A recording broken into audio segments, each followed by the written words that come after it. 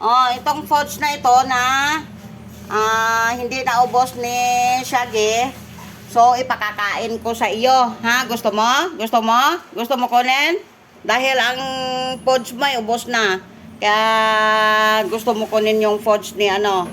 Gusto mo ubusin. O sige, maghintay ka ha. Okay, makount ako. 1, 2, 3 ha. Pag 3, ayan, go na.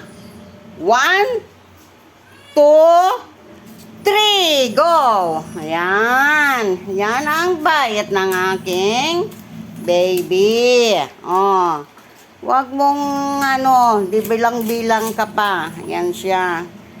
Okay. Ikaw ang taga-ubos ng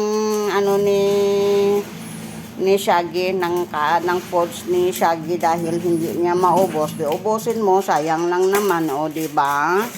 Ganyan. Oh, don't waste the food. Okay? Good girl. Oh, kayo, tapos na rin kayo sa pagkain. Tapos na.